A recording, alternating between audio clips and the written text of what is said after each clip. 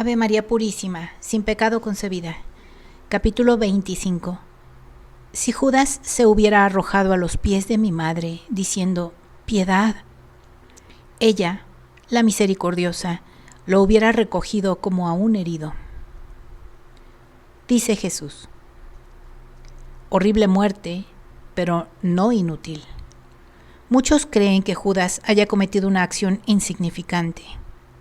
Algunos han llegado a decir que fue un benemérito porque sin él la redención no se hubiera realizado y que por esto está justificado a los ojos de Dios. En verdad os digo que si el infierno no hubiera existido antes, cabal con sus tormentos, hubiera sido creado para Judas mucho más horrible y eterno, porque de todos los pecadores condenados, él es el más, y para siempre jamás se mitigará su condenación. Si cuidadosamente y desapasionadamente se examinan los pasos bíblicos que más o menos se refieren a la suerte de Judas Iscariote, parece que se condenó. Los exegetas modernos, sin embargo, no están de acuerdo. Algunos, al comentar el capítulo 1 de los Hechos, guardan silencio. Otros no afirman que Judas se haya condenado y otros lo afirman. Al leerse en esta obra y para siempre jamás se mitigará su condenación, se refiere directa y claramente a Judas, el traidor del Divino Maestro, pero no respecto de los demás condenados. Y aun cuando con ello se entendiese que el sufrimiento eterno de los demás condenados o de algunos por algunos motivos o en algunas circunstancias, Dios lo aminora en su misericordia, esta obra no podría ser tachada de herejía. El remordimiento lo hubiera aún podido salvar si lo hubiese empleado para arrepentirse, pero él no quiso. A su traición criminal, que hubiera encontrado misericordia en mi inclinación infinita de amar, añadió blasfemias, la resistencia a la voz de la gracia que le hablaban por medio de los recuerdos, de los temores, de mi sangre, de mi manto, de mi mirada, por medio de los restos de la Eucaristía instituida, de las palabras de mi madre. Él resistió a todo, quiso resistir, como había querido traicionar, igual como quiso maldecir, como quiso suicidarse. La voluntad es lo que vale en las cosas, ya sean buenas, ya malas. Yo perdono cuando alguien cae sin voluntad de caer. Esto es, como se desprende del contexto, cuando uno peca sin voluntad de pecar. Ve lo que pasó con Pedro. Me negó. ¿Por qué? No lo sabía claramente ni siquiera él mismo. ¿Fue Pedro cobarde? No. Mi Pedro nunca lo fue. Ante los soldados y guardias del templo tuvo valor de atacar a Malco para defenderme y se puso en peligro de que lo hubieran matado por ello. Luego huyó por falta de voluntad. Después me negó sin quererlo.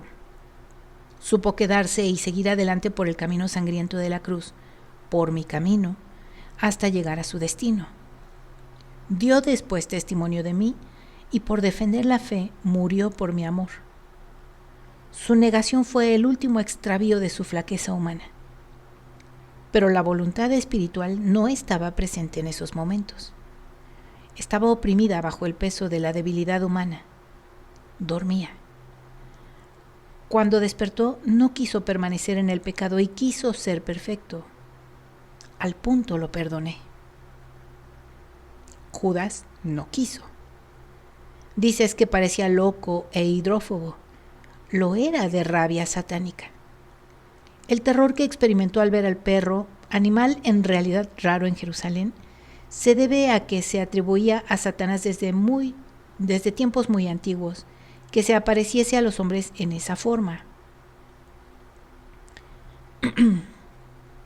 En los libros de magia se dice que una de las formas que prefiere Satanás para aparecerse es la de un perro misterioso, de gato, de macho cabrío. Judas, presa del terror que le había infundido su crimen, convencido de pertenecer a Satanás por su delito, ve a Satanás en la forma de un perro callejero. Donde quiera ves sombras temerosas el que es culpable. La conciencia las crea. Satanás, por su parte, instiga estas sombras que podrían servir para arrepentirse y las convierte en una apariencia engañosa que arrastra a la desesperación. Y esta lleva a cometer el último crimen, el suicidio. ¿Para qué arrojar el precio de la traición cuando hacerlo no es más que fruto de la ira y no de una voluntad de quererse arrepentir? Cuando esto no sucede, el desprenderse se convierte en mérito. Pero así como Judas hizo, no estuvo bien. Inútil sacrificio. Mi madre, y era la gracia que hablaba, mi tesorera que ofrecía el perdón en mi nombre, se lo dijo: arrepiéntete, Judas, él perdona. Oh, que lo habría yo perdonado si se hubiera arrojado a los pies de mi madre diciendo: piedad. Ella, la misericordiosa, lo hubiera recogido como a un herido, y en las heridas que Satanás le había hecho, en las que él había inoculado el traicionarme, habría derramado su llanto que salva, y me lo habría llevado a los pies de la cruz, tomándolo de la mano para que Satanás no lo pudiera arrebatar. Y no lo golpearan los discípulos, y lo habría llevado para que mi sangre hubiera caído primeramente sobre él, el más grande de los pecadores. Y habría estado ella, sacerdotisa, admirable en su altar, entre la pureza y la culpa, porque es madre de las vírgenes y de los santos, pero también es de los pecadores. Pero Judas no quiso. Reflexionad sobre el poder de la voluntad de quien sois dueños absolutos. Ella os puede dar el cielo o el infierno. Reflexionad qué quiere decir permanecer en la culpa.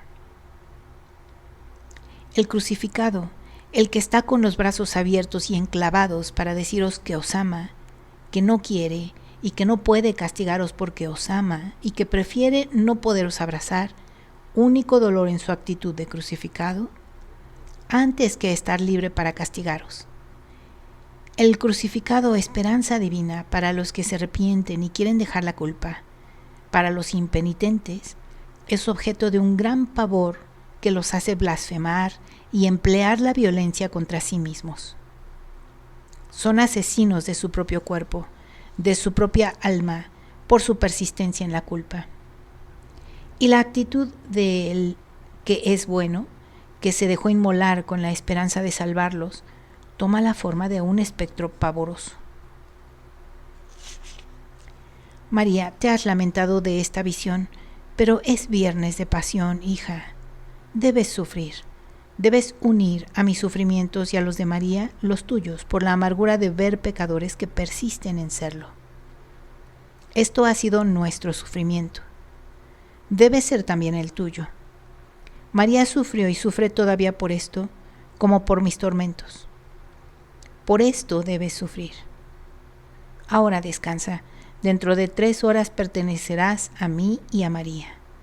Te bendigo, violeta de mi pasión y pasionaria de María.